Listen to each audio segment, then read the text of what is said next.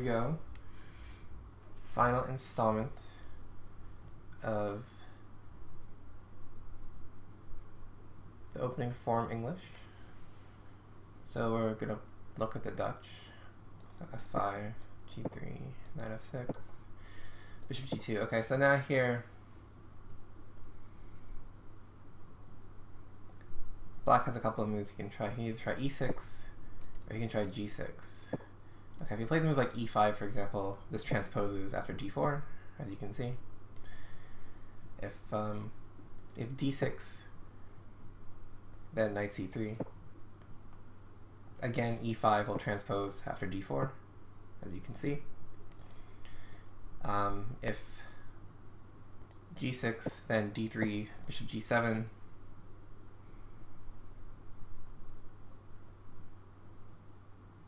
And e4 will probably transpose, depending on whether black plays c5 or e5. But actually, in this position, white has another alternative, which is to play e4 immediately. The idea is if f takes e4, or sorry,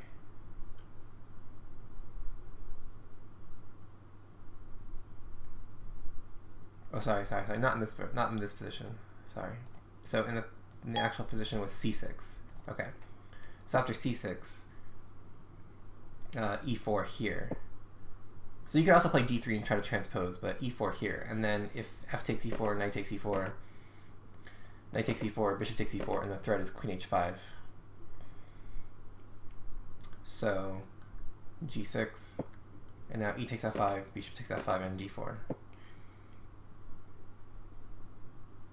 And here we've reached a position that we normally reach via d3 and then only later d4, so we're up a full tempo. So after knight a6, a3, e5, knight f3, e4, knight d4, queen e7, knight ce2, good move, bishop d7, castle, queen f7, and knight f4. Black is almost lost here because rook e1 and knight e6 is coming in. It's going to be problems. Okay, so anyway, that's just a couple of little sidelines. So now let's go to the meat. So e6. So with this move, black might be trying to set up a Stonewall, or also the classical Dutch. So he's not going to want to play e5. So here we're actually going to play this move, knight to f3.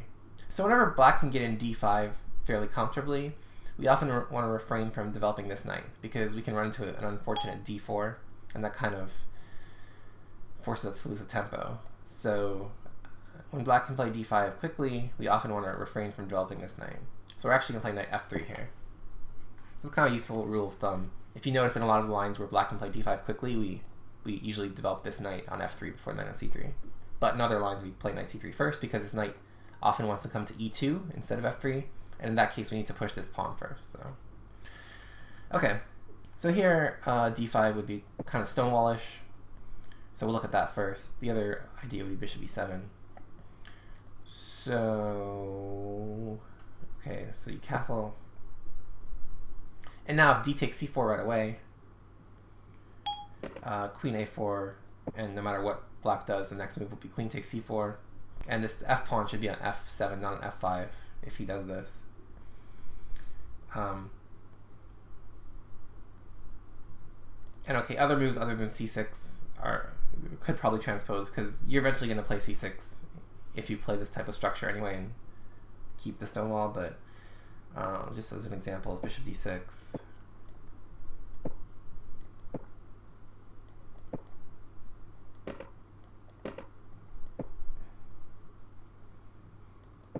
And after bishop f4, knight e8, queen b3, always creating threats, king h8, and rook c1. So white has a dream position here. Black keeps retreating, white keeps advancing. So white is very pleasant here. If bishop e7 right away.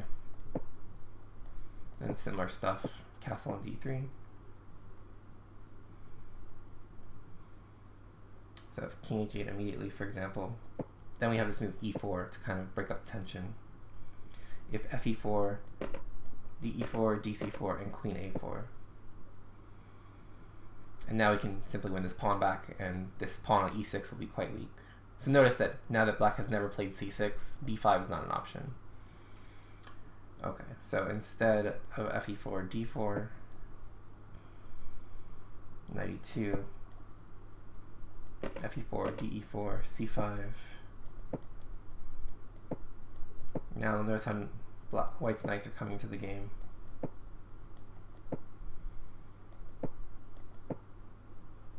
Okay, and here after knight g5, white can start thinking about an attack. Moves like queen h5 and bishop e4 to follow. And black's king is a bit unsafe, and this pawn on e5 is doing a good job of keeping pieces off of f6. So even if black wants to play like knight e8, for example, he can never get a knight to f6. So, okay. So now c6 is more sensible, because again, you threaten to maybe take this pawn at some point so that you can play b5 later. Okay, so now white plays d3, simply defends the pawn. And now you can, as white, either try for this quick e4 idea, or just develop the bishop to b2, control this weakened diagonal. Notice how the dark squares are weak in the Stonewall, and then only later play e4. So either one is perfectly fine. Bishop d6. Now knight c3, castle. E4 is also fine here. The idea is you're threatening e5. So if d takes e4, d takes e4, always threatening e5.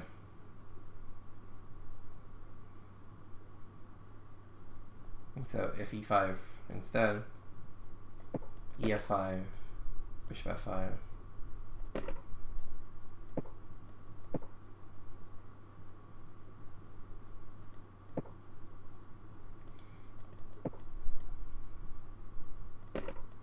And here again, white's pieces are kind of well poised for an attack. After this move g4. So the idea is to get a permanent outpost on e4 for your pieces. But okay. So that's one possibility, but let's look at something that's a little bit more safe and sound. Taking on d5 first, and only then playing e4. So de4. d4. Notice if black ever takes twice or 3 times, this pawn is always going to fall after knight g5. So that's why here black played bishop c5. So for example, if fe4, knight g5, queen e7, knight ce4, knight e4, bishop e4 threatening h7, so bishop f5, rook e1 trying to exploit the pin, or the discovery rather. Gain a tempo with a check, and this rook gets really annoying.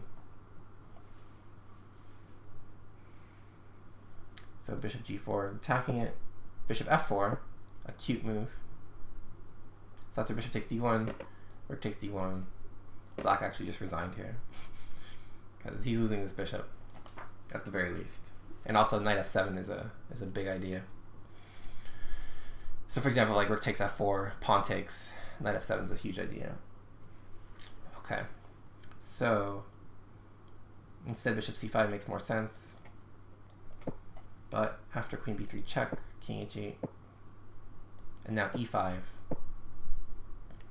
Notice that white's pieces kind of spring to life with tempi. So bishop g5 came with tempo. Well, e5 came with, well, actually start from the beginning. Queen b3 came with tempo. Then e5 came with tempo. Then bishop g5 came with tempo. Now rook a d1 is coming with tempo. And notice all black's pieces are basically on the back rank. So this cannot be good. So queen c7, queen c4, take. So you see how this queen's going to h4 here. So after queen e7, indeed, white plays queen h4. And doesn't mind a queen trade because after king h7, my rook gets to the 8th rank. Yeah, this looks terrible for black. So black should be worse here. When all of their pieces are on the back rank, in addition to one of my rooks, it's probably not good. Okay, so this is the Stonewall setup. Now let's look if black plays more of a classical system with bishop e7. So notice that by playing bishop e7, he's committing himself to not playing g6 and bishop g7. which is a bit of a point. So castle, castle, knight c3, d6. So if black ends up playing d5 and then c6, it'll transpose to what we've seen already. But d6 is more of a classical system setup. So here, if you want to play d4, you basically transpose into a mainline Dutch. And you know, if you're fine with playing mainline Dutch, it's perfectly all right. But if you want to keep it again in more English channels, you want to play the move d3. So here, instead of trying to play for d4, we're playing for e4 now. So, okay, so knight c6 is most logical. If queen e8, for example, a typical Dutch move, now we can play e4 right away. Fe4, de4, and e5. And now notice this is kind of like a Botvinnik system set up for white.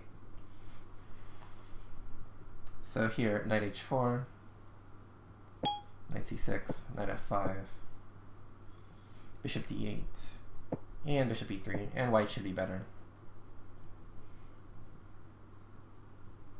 Notice that we have pretty nice control over this d4 square compared to other Botvinnik systems. So if c6, for example, then again e4, and now this c5. So now that this knight's on f3, we're putting pressure on this e5 square. So if dc5, for example, queen b3, knight takes e5,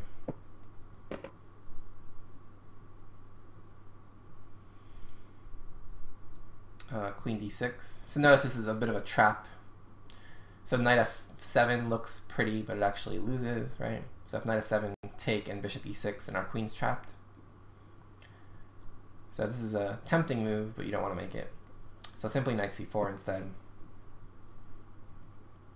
And then after queen e6, e5. Notice how we get this pawn to e5 in a lot of these variations.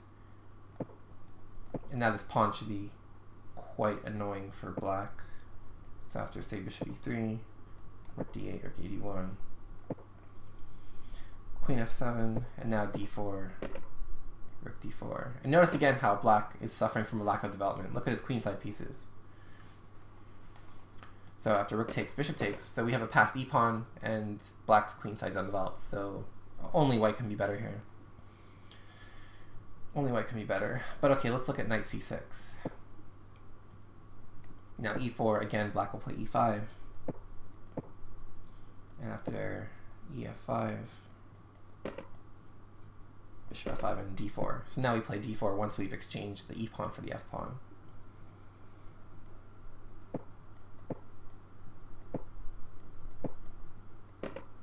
Okay.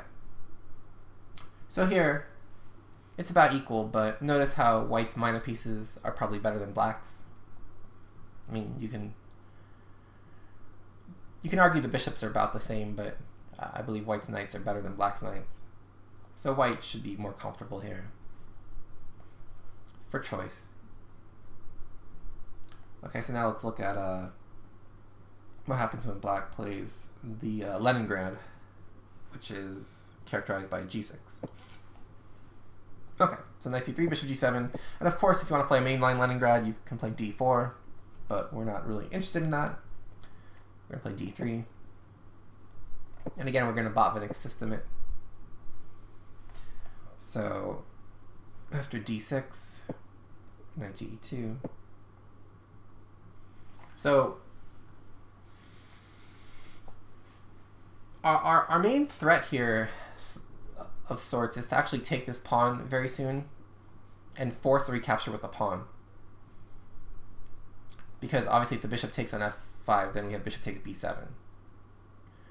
So for example, if black plays a move like e5, then after pawn takes pawn, bishop takes is impossible, he has to take back the pawn.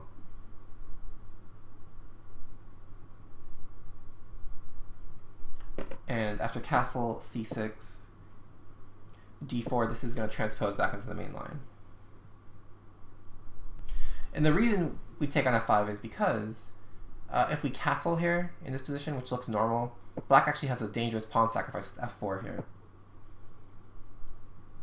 gf4, knight h5. And this is a very typical type of pawn sacrifice to try to open up lines on the king. So it's best to avoid this and transpose back into the main line. Okay. So the other possibility is, for example, if knight c6, then after castle e5, this is going to transpose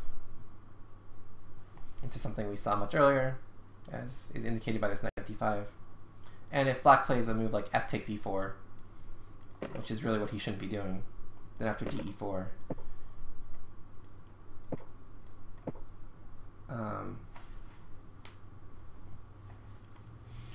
white should probably try a move like h3 to keep black's pieces out of g4, and then and so black is going to try to play like e5 and knight d4 and entrench a knight on d4, but if white follows the plan of ignoring it, like we mentioned earlier, with g4, knight g3, and f4. So remember, in earlier variations we looked at when black placed a knight on d4 that was well posted, we kind of just played around it. Because it's well posted, it's not really doing anything. So we transfer this knight to g3 and start developing a kingside initiative. So if white does the same thing here, he should be fine. Okay, so now let's look at the main move, which is to play c6. So the point of c6 in this position is to blunt this bishop's scope so that on pawn takes, black can recapture with the bishop.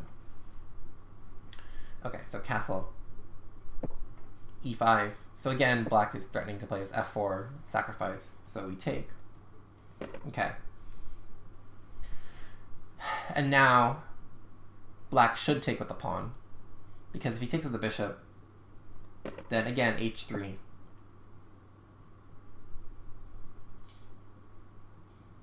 And now say knight bd7, d4, queen c7,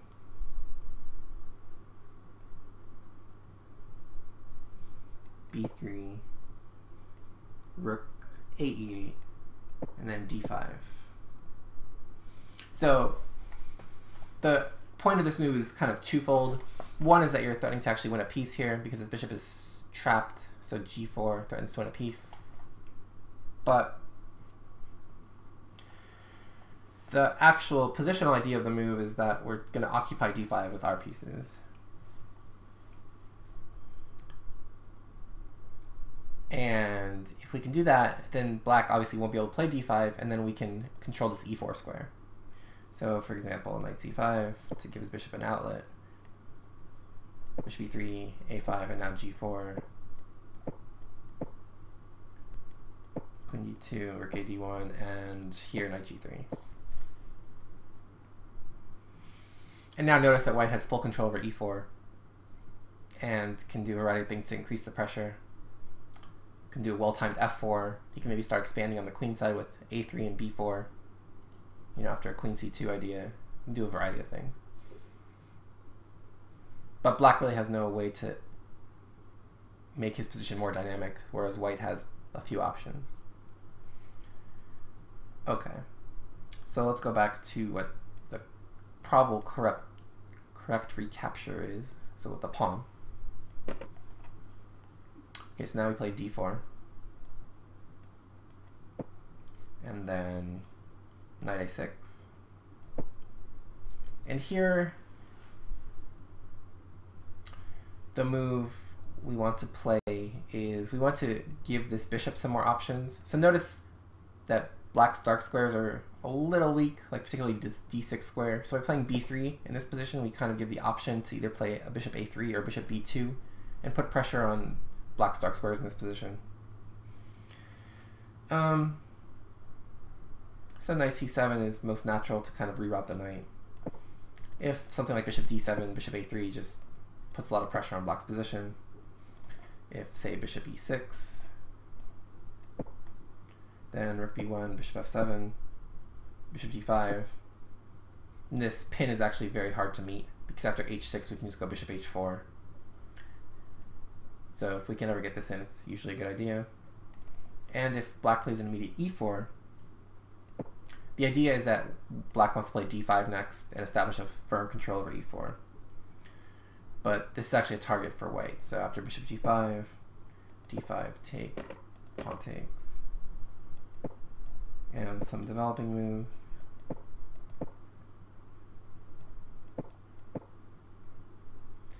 So white's happy to trade queens. Because notice how d5 becomes a target. And here, do you guys see the move? Tactics and tic-tacs?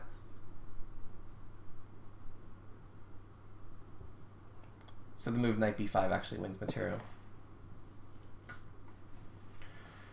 So the point is, no matter what you do, I'm either going to take on c7 and take on e6, or just take on e6. So there's no point for black to continue playing. Okay. So the more natural move would be to play knight c7. And then after bishop a3, e4. So black again is trying to put a pawn on d5. But notice that he's giving control to f4 square. So knight f4, rook e8, d5, c5. Now bishop e2, so now we go to this diagonal because it's been newly opened. And now this move after bishop e7, a4. So we're trying to stop b5 ideas. So notice how e3 and f4 are both whites, firmly in white's control. And white has an idea to eventually play f3. And that'll leave black with even more weaknesses. Because notice after f3, this f5 pawn becomes weak. So white's position is more pleasant. Okay, so that's the Dutch. So usually Dutch enthusiasts hope you transpose into their main lines, but with the English you can kind of avoid Dutch theory completely and get very playable, pleasant positions. Okay, so let's talk about just a couple more nuanced things. So here c6 is a possibility. So if you don't mind playing the white side of a Slav, you know, d4 is perfectly reasonable. Then of course after d5, just a Slav. So if that's one opening that you don't mind playing the white side of, you can transpose into that pretty quickly. Another thing is, if you don't mind playing a Panna-Botvinnik attack, you can actually play e4 here. This is actually what I do. So you can transpose into Panna-Botvinnik with e4. So this is basically a Caro-Kann after d5. So if you don't mind playing those positions with isolated queen pawn, you can do that as well. But if you want to kind of stay truly English, you play this move g3. But notice that, like, if someone's playing c6 on move 1, like, they might like the Slav, but they might not actually play the Caro-Kann. So, you know, if you actually know something about your opponent and you know that, you know, they like to play the Slav, but you know they play like the Sicilian or, I don't know, whatever, the French or whatever, if you play this move e4 here, you're basically forcing them to the Caro-Kann. So it's a little helpful tidbit. But okay, if you want to play in English, you can play g3. So d5 and bishop g2. Okay, so normally you'd actually play knight f3 pretty early in these positions, but after knight f3, bishop g4 is a bit annoying. Of course, bishop g4 is just silly here.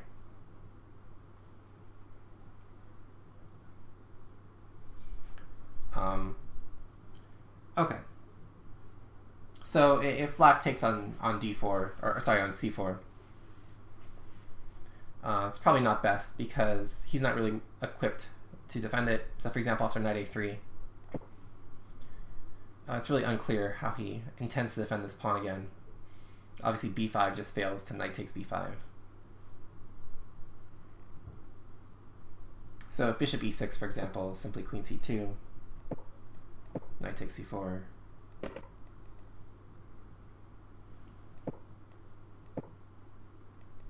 and now black tries to get cute. Whoops, so e5 here.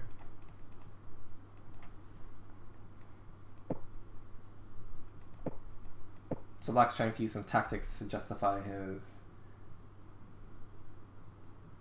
kind of provocative opening. But after a takes b4, b takes c4. Now, the critical test would have been if white played this move queen e3. So the idea is you're forking this a7 pawn, and you're forking the e5 pawn. And I'm fairly confident that white is better here. So, okay, but, I mean, usually people will not take on c4. So the more natural move here was just play knight f6. Okay, now we play knight f3. And here black has a few options. So black can either play bishop g4, bishop f5. In both cases, he wants to get the bishop outside of the pawn chain and then play e6 and just have a super solid position. So this is how a lot of grandmasters like to play. Just put a pawn on d5, get the bishop outside the pawn chain, and just be super solid. Okay, but the other two options are he can take now, or he can play g6. Okay, so let's look at bishop g4 first. So now we're going to just try to exploit the fact that black has moved his bishop out so early. So an immediate knight e5. So black has a couple of choices, either bishop f5 or h5. They're both pretty much the same. We'll look at f5. So here the idea is we're going to take knight c3. And here knight bd7 is probably sounder. But e6, for example, white has this move g4. It's a cute trick.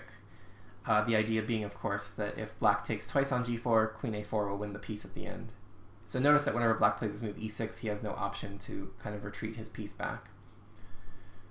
So after g4, black would be forced to play something like bishop g6, and now h4.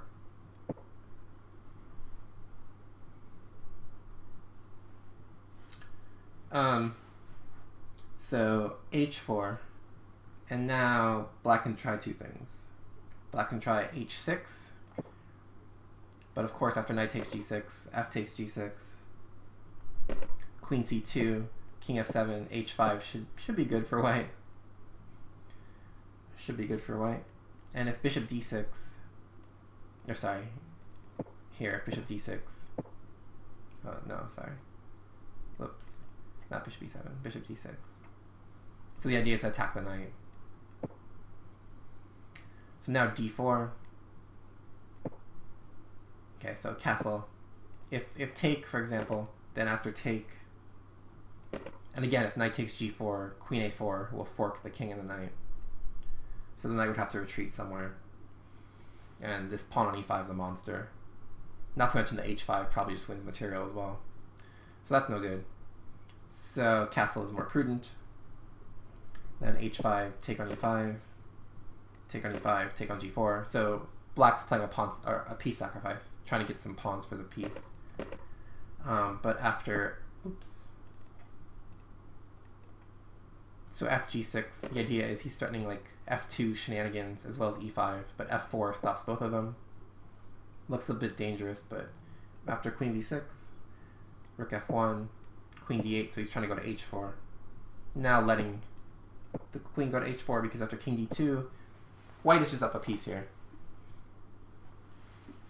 And black's attack is kind of done with. Yeah, so bishop g4 was actually Capablanca's move against this setup. But okay, so let's look at bishop h5, which is a little bit more sound.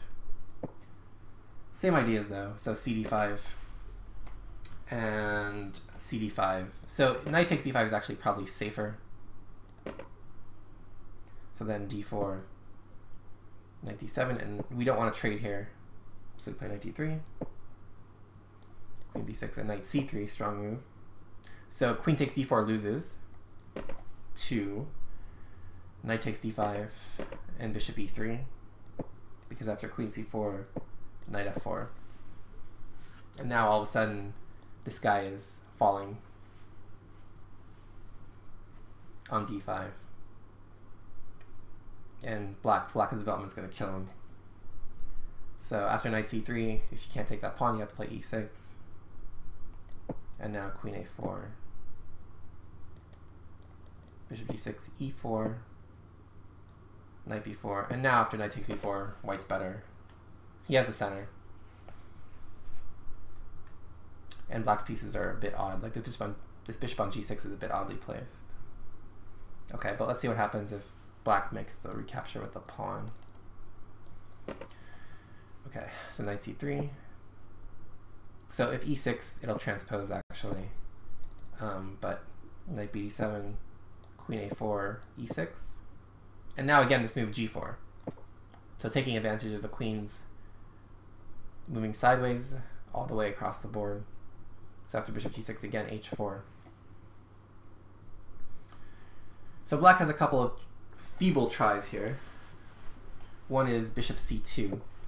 So the point is to unpin the knight.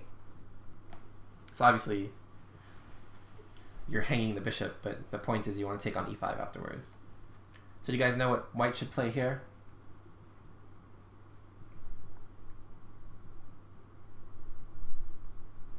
So white should actually engage in a bit of a desperado derby with knight takes f7. So you're going to lose this knight anyway. Might as well get a pawn. Because, okay, if you take my queen, I take your queen. So, okay, you take my queen. I take your queen. Okay, so if you move the bishop, notice I can get my knight out. Knight takes b7, knight a5.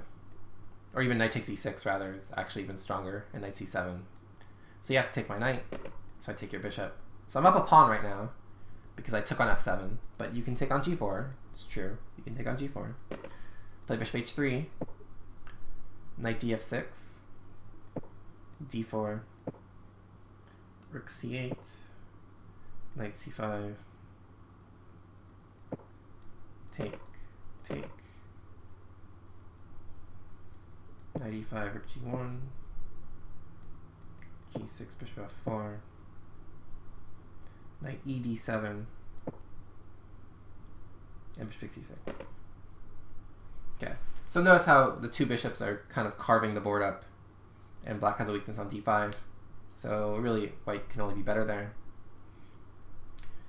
And if black plays h6 here, for example, then of course this knight takes f6, or sorry, knight takes g6, and h5, very similar to what we saw in the other variation. And this queen coming to g6 is going to be a tough pill for black to swallow. So again, his best choice is probably to play this move, bishop d6, trying to attack them. So I'll move it up to the primary variation. Okay. So after bishop d6, we defend the knight. And after h6, simply take on g6. Okay, so now if we try queen c2, by the way, after king f7, h5, black has this move knight f8 to kind of hold his king side together. So rather than playing that, we actually play g5 here. So after hg5, rook h1, bishop h1, knight h5, queen c2, okay, hitting f7. Notice that we have this light squared bishop that all of black's pawns are on, but he doesn't have a light squared bishop. So this bishop is going to come into the game with some disastrous effects for black. Maybe bishop f3 to g4. But this is very, very pleasant for white. His king side's in ruins, and white has the two bishops. Okay. So this bishop g4 stuff is definitely risky. Bishop f5 is definitely a more positionally sound move. So again, black's idea is he wants to play e6 and have the bishop outside the pawn chain. Bit of a problem with it though is that this b7 square is undefended. So after cd5, queen b3. Okay, so we're really putting pressure on this pawn. Okay, so black has a couple of ways he can defend it. He can either play queen b6 or queen c8. If black played a move like queen c7, for example, notice that white would eventually gain a tempo on the queen with bishop f4. And if queen d7, notice that white would gain a tempo with knight e5. So the only two squares where white can't really gain a tempo are c8 and b6. So we'll look at queen c8 first. Knight c3 hitting d5.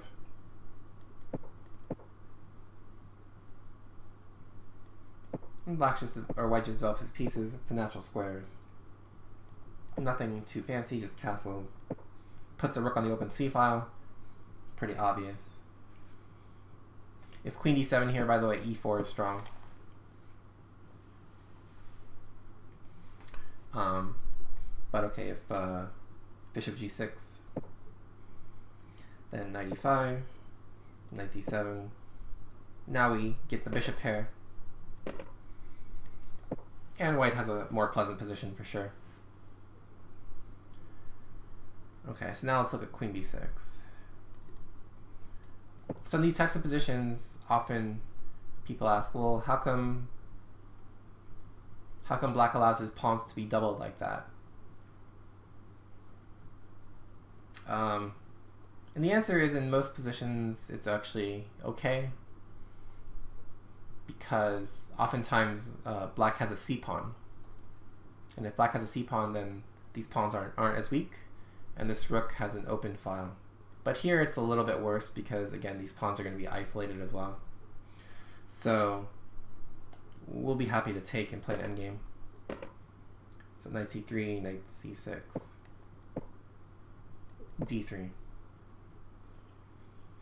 And e6 makes the most sense to get this bishop out. But if e5, for example, looks like a dangerous move. But after castle, bishop e7, bishop g5, bishop e6. So notice how we're starting to take and take. So bishop e6, knight d2, d4, knight b5, king d7, knight c4. And all of a sudden, white's getting some nasty pressure. This b6 pawn is going to fall unless he plays like a bishop d8 move, but then d6 is coming, and also if he takes, then we take with a pawn. And then we can maybe try to play e3, and the king's not on a good square. So e5 looks aggressive, but it's actually more prudent for black to keep this square under control. And if bishop d7, then again, just some simple moves. So again, threatening knight c7 here. So king d8's almost forced. We don't want to allow black to get the two bishops. So we take, retreat our knight, play h3, so that we can chase this knight away. Now we can play e4, oops, not e3. Play e4, and here again this should favor white. Because again, this king, it's actually misplaced at the moment. It is more centralized, but there's still plenty of pieces left on the board. And these pawns again will be an issue. Okay, so now let's look at e6, which is the main move. So e6. Now knight b5 is strong. Threatening knight c7, so bishop e4 check. Bishop d2, king e7. So black is trying to get his pieces out. Knight f d4. Capture, capture. Not wanting to get the two bishops. But now f4. So after h6, a3, so now we can move this guy. So we do.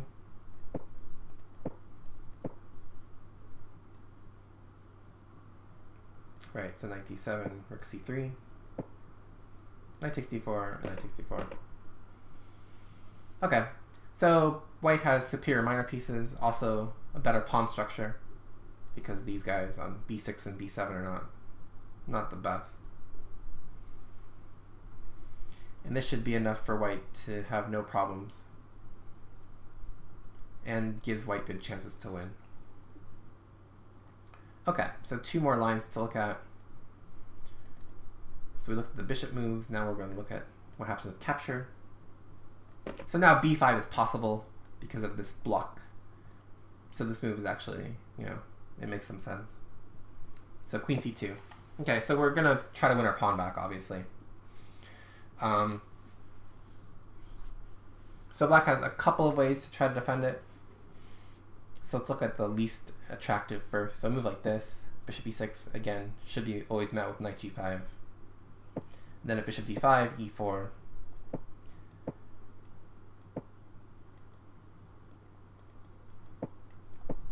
And then this is just hugely good for white. Hugely good for white. So if knight bd7, for example, we don't want to take with the queen and lose time. So we're actually going to try to take with a knight. And if white plays black plays b5, we can play b3 here. So notice that if black takes on b3, queen takes c6 is pretty good. So black would have to play a move like bishop b7, and now we can take on c4.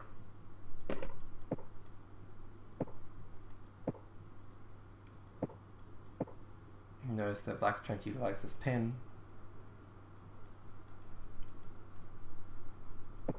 And it looks like black is doing well, but it's actually not the case, because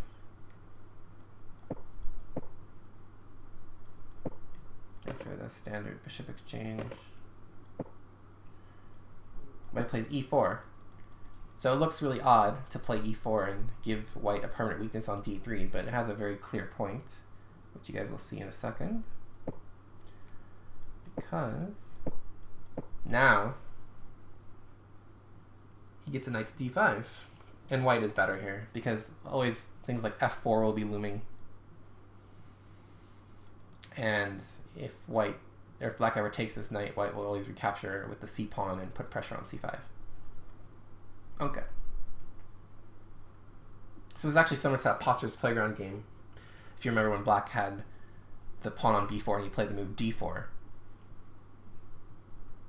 to get the outpost on c3. This is kind of like a similar thing.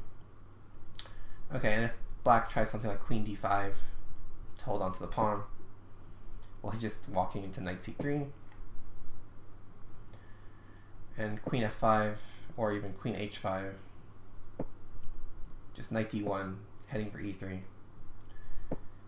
e5, knight e3, e4, knight h4. Take, take, take. And okay, black has the two bishops here, but some weak pawns and his queen is kind of out of play. So white's probably slightly better, but it's weird. It's a very unusual position. But if a move like queen f5, trying to just trade queens, then e4 tempo game. Now we're heading for f4 here. So e5.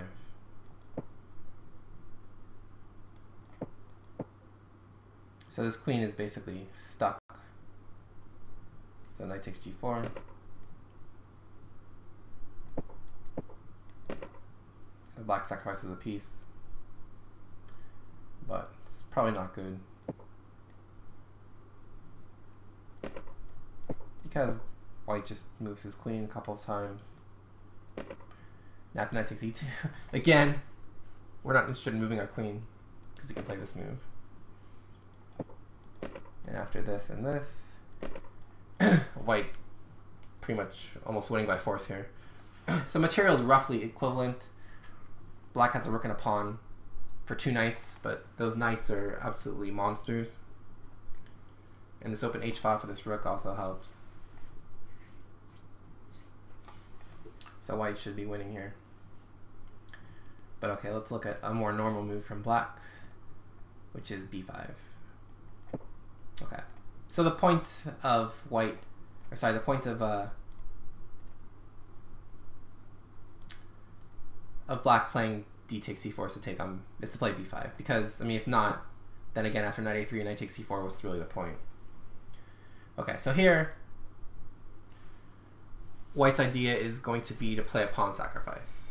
So after b3 we kind of solidify the fact we're making a pawn sacrifice. So after take, whoops, not push. So after take, take. So notice queen c6 is impossible now because the knight is defending it. So take, take.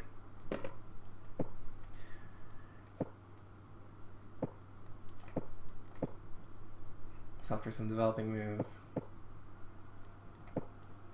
Notice how white has a big center. Okay. So white's down a pawn here, but what does he have? Well, he has pressure on c6. It's a backward pawn on an open file. And this bishop is kind of stuck. And this knight's on a good square. This bishop has a good diagonal. White has a good center. So it's actually the case probably that black wishes he didn't have this pawn on c6 as much as he wishes he did. So white has great compensation here. His game is just much easier to play. A pawn's a pawn, but... yeah, I mean, but notice, can black ever get in c5? No. Because how many pieces do I have on c5? 1, 2, 3, 4. How many pieces do you have on c5? 0. So 4 is better than 0. Obviously. Okay. Yeah, and this is the only thing where you have to sacrifice a pawn, but turn this positional compensation. Okay, so now finally let's look at black's last choice, which was g6. Okay, so here, now that black's kind of committed to developing the bishop on the diagonal, we're going to actually do the same thing. So b3. So b3 also defends this pawn, notice, which is good. So castle, castle. And here bishop g4 makes the most sense. And we're just going to develop some moves. So notice how he gets rid of the bishop before it gets blocked in. So knight takes d5. So this is like a Sicilian type structure as opposed to this. After which rook c1, e4, d4, d4, knight d4, queen b6. And this is better for white. We're gonna play queen c2 next, rook fd1. Just more pleasant. Okay, but knight takes d5 instead. Queen c2, queen e7, knight d2, a5, a3, h5, e3, f5. A bit aggressive. And now e4 should be strong. Because this formation, f5, g6, h5 is not really the best. So e4 is a strong move to kind of break it up. And white should be better here. Notice how it also blocks in this bishop. Okay. So that's the c6 lines. Okay, let's look at e6 real quick. So another idea is black wants to kind of transpose into a QGD maybe after d4, d5. Also, maybe transposing to the Slav, again after d4, d5, knight c3, c6, like a semi-Slav maybe. Also can transpose into a Dutch defense maybe, after like d4, f5 or something. So if you want to do those openings, it's fine, you can play d4. If you don't, then you want to play g3 again. So here, if black plays d5 immediately, you play bishop g2. Okay, if d takes c4, knight f3 will transpose after knight f6 to something I'll show you in a minute. If knight d7 though, the idea is to play knight b6 to hold on to the pawn. So the standard move here is to play queen a4. The idea with queen a4 is you want to pin the knight and attack the pawn. But knight a3 is interesting. So if knight b6, you can actually just take this pawn. Because knight takes and queen a4 wins the piece back. But what happens if black tries the non-standard bishop takes a3? Okay, so black's just trying to keep a pawn at all cost. So knight gf6, castle, castle, queen c2, knight b6, knight e5, rook b8, defending this guy. So knight c4, queen c4, and now b6. So he got off the diagonal. And then after d3, bishop b7, bishop takes, rook takes, a4, queen d5, queen a6, rook bb8, bishop d2, knight d7, and now point is after, whoops, after rook fc1, c5, queen c4, take, e5, f4. Eventually white's going to play this move a5, and these double pawns are not going to be a liability.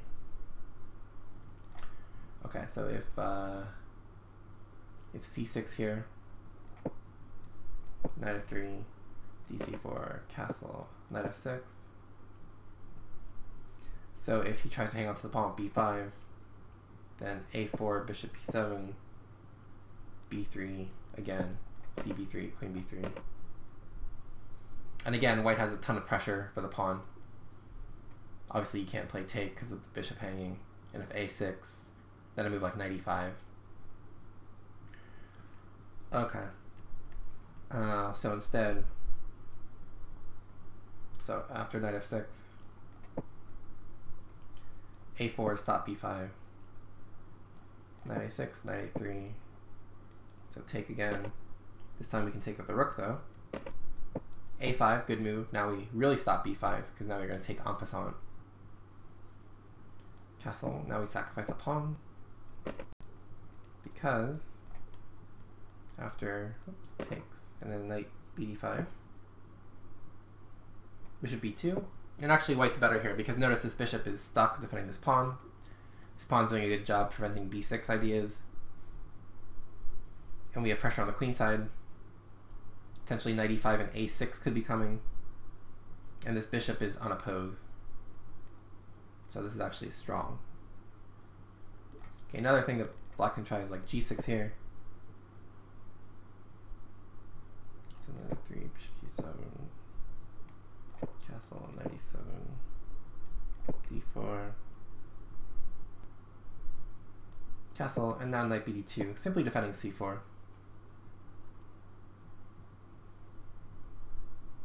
And then knight bc6, and now e3. And the idea is we're just going to play b3, bishop b2, and we're controlling this e5 square. So for example, a5, b3, b6, bishop b2, bishop b7,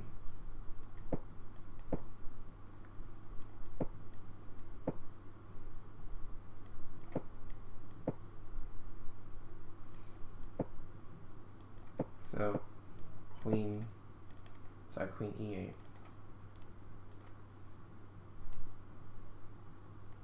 And so the point of bishop c3 was to play b4, and white's expanding on the queen side very quickly. Okay, so that's a couple of other things. So now let's look at the main move, which is to play on move 3, knight f6. Okay, so we're just going to continue our development. Okay, so now again, bishop e7 is the most normal, but a couple of other things black can try is, for example, c5.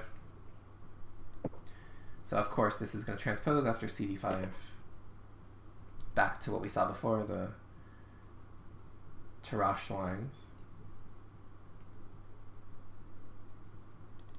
If c6, then castle, dc4, it's going to transpose to what we saw already a couple of seconds ago. Black plays a move like d4. We can actually play b4 here. And the point of this is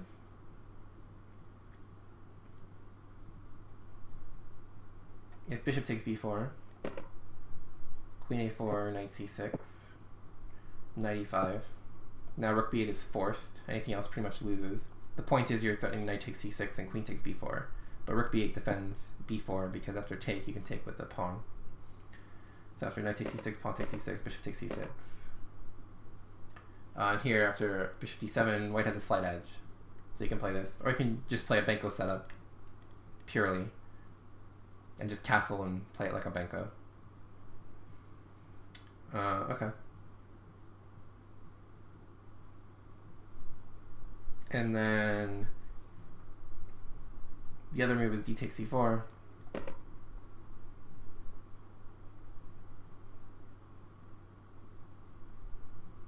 And here the main move is to play queen a4 and to take the pawn back. But if you want to try something a little offbeat, you can play castle. Then a6 to try to play b5. And so here, rather than trying to win this pawn back, we're going to actually just put some pressure on black's position. So after b5, we play knight e5, then bishop e3, and queen takes d3 here. Okay, so right now white's down a pawn, but notice the lead in development that we have. We have every piece developed, including our queen. Black has his knight developed, and that's it. I mean, maybe his rook, I suppose. So 4-1 is nice for the price of a pawn. So if queen takes d3, trying to get queens off the board, knight takes d3. Attacking this pawn twice, knight bd7. a4, trying to break up the pawn structure. Knight e4, offering more trades, but at the end the problem is now I'm winning this pawn back on c5. The point is, after rook c7, I can just take on b4 because of the pin. And so white should be better in this ending. And if black is a bit cavalier, just tries to play queen c7, then after rook fd1, bishop e7, a4, again breaking up the pawns. And the point is, if queen takes e5, bishop f4 wins this knight.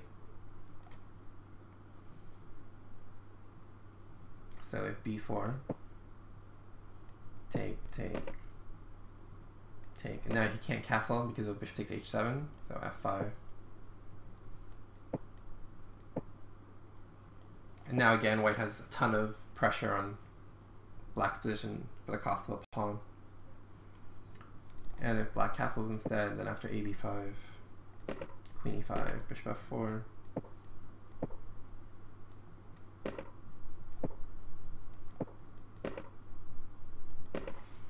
Okay, so now white's not even down a pawn anymore, right?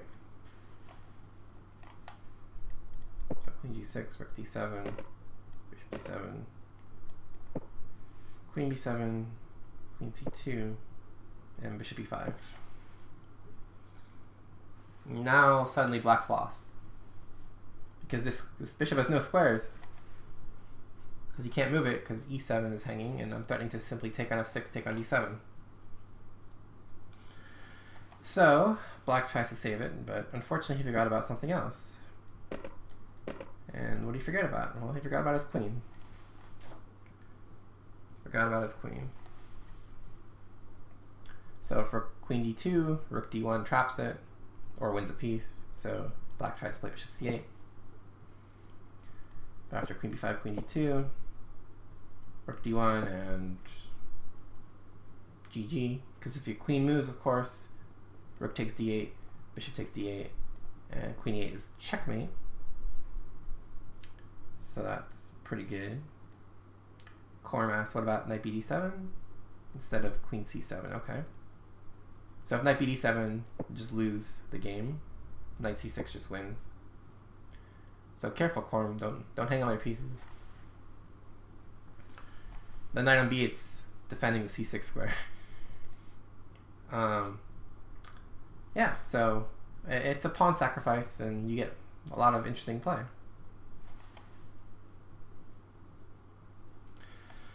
All right. So now let's see what happens if black just plays more normally. Bishop e7. So bishop e7. It's okay, Corn. It's okay.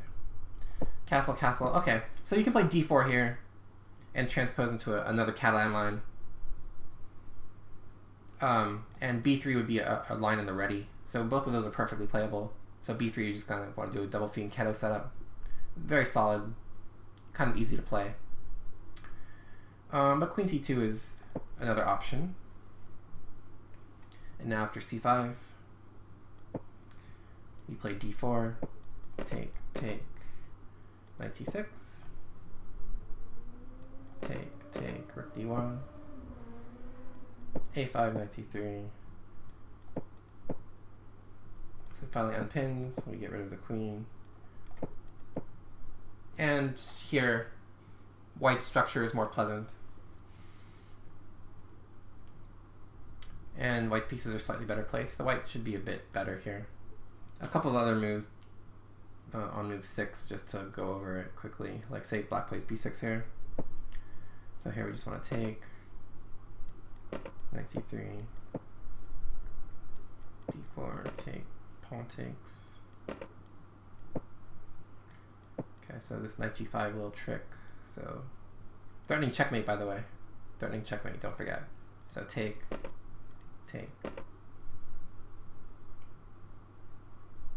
Or actually, yeah, right, take, rook b8, then take, and bishop c6. And the bishop on c6 is quite good and better than the knight. Okay, so that's one thing. And then if black plays like an early d4, then simply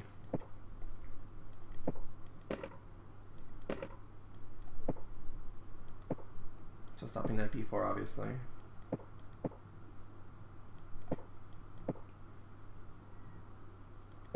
Okay, so d4, knight d7. So a lot of these moves are the same in pretty much most of these variations. But here, after knight d4, white should be much better here. His pieces just have more purpose than black's. A couple more things just to show you guys quickly the flavor of these positions.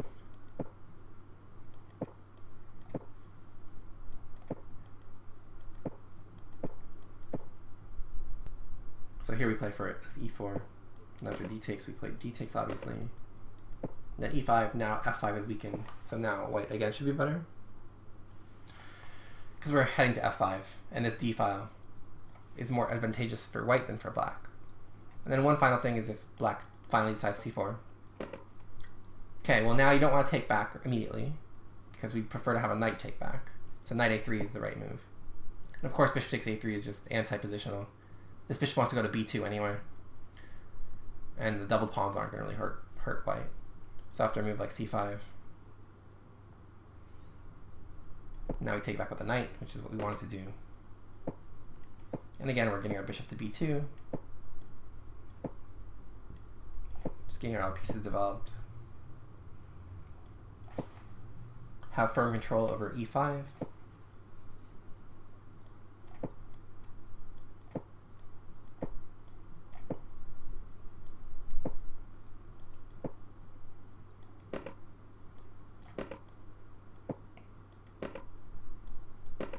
So this pawn is strong. Notice how he can't take because of b4. So after queen d8, now we play b4. And now notice white has a very nice queenside pawn majority that's very mobile. So we can quickly create a pass pawn. And notice that we also have the two bishops as white. So white should certainly be favored in this position. Okay. So that's how to play against e6, which usually transposes in some sort of Catalan. And now one final note about what happens if black plays b6. So the English defense. What better way to close out the English opening than by talking about the English defense? So of course you can transpose into a Queen's Indian, or a Dutch, or a Nimzo, but we're going to try to keep it very English. And so the move g3 doesn't make as much sense because after bishop b7, black gets the leg up on us, so we want to play knight c3. And then on bishop b7, play e4. And now, again, we're playing a Botvinnik setup, but it has the added advantage of blocking this guy out. So c5. So black's trying to play a quasi-hedgehog here. If e6, for example, You can play d4 here and play a sharp line of the actual mainline English. So d4, bishop b4, and then f3. But again, we're going to keep it English and not play into black's setup. And so knight to e2 instead. This is a good move because it takes a lot of the venom out of bishop b4, because now we can just simply recapture with a knight and keep control over e4. And again, we're going to play g3 and bishop g2 anyway, so...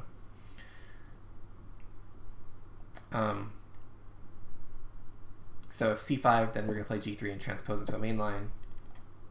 If g6, we can actually play d4 here. Because after bishop g7, it's like black's playing a ridiculous King's Indian. And then, you know, probably a same-ish would probably be best here for white. So bishop e3, f3, queen d2. And notice this bishop is woefully misplaced in the King's Indian in this type of position. In this position, if knight f6, then d3, d5, e5, and d4 should be good for white. Because again, this bishop is misplaced. In this line, you get crazy stuff, so f5 is certainly appropriate. So if you guys want to be crazy, you can get out of hand quickly in this. Knight f6, queen d3, bishop e4, queen d2, bishop b4.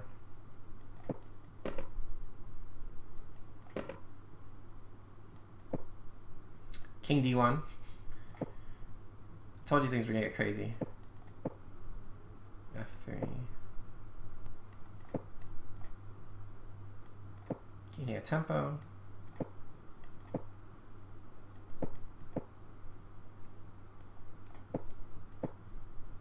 Okay, so this is a nutty position. White has a huge control in the center, but his king's on d1. But okay, if you don't want to essay this nuttiness, you can simply play on move 5, just play d3. Or on move 7, after e takes f5, e takes f5, d4, knight f6, simply play knight f4 here, with the idea to play bishop d3 and the knight covers g2. So we're just going to castle.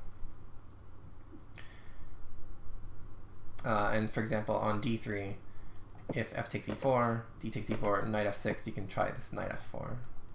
With the idea, if you take on e4, I can maybe play queen h5 there. Okay, but anyway, this is all craziness. So let's go back to reality. c5. So again, black's going to play hedgehog style setup. So we'll just see an example of how to do that.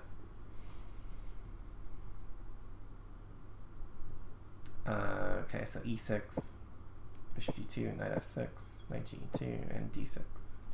Okay, if queen c7, for example.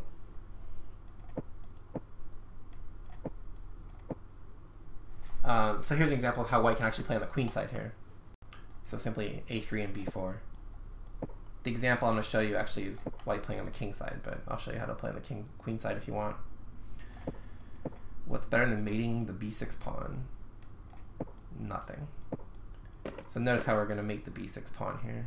So queen d8, f4, d5, cd5, ed5, and e5. So you never want to take twice on d5. Taking once in e5 is always going to be the recipe.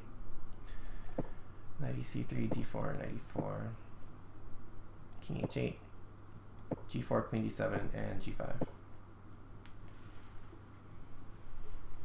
And so notice how we kind of wrecked black on the queen side before we decided to do our king side stuff. But you can also do what happened in this game, which is to play on the king side right away. So now you can play d4 and transpose into a hedgehog, but instead we're going to play d3. And now the point is we're just going to mate black, because after g6, h3, h5, f5, whoops, f5 is super strong, because now g5 is weak. So now we can always play bishop g5. So after e5, fg6, fg6, knight d5. Okay. So here black blunders, and he takes this with the knight. he should probably just let it go and play bishop g7 or something, but after take, we can take with this pawn. And the point is now we have this e4 square for our pieces. So a knight on e4 will look quite nice. So after queen e7, knight c3. So black's getting the heck out of there. But unfortunately his position is in shambles after knight e4. So black makes another blunder with bishop h6. Now white wins by force. You guys see it? You guys see it? You guys see it? Wow, this is a great way to end this entire series on the opening forum, because after bishop h6, rook takes h6, we got queens in the trap. Queens in the trap. And after rook f7, your queen is lost. So if queen e8, knight takes d6. If queen takes f7, knight takes d6. The queen has no other moves where it can't get taken immediately. So black resigned. And there you guys go. That's how you win with the English Opening.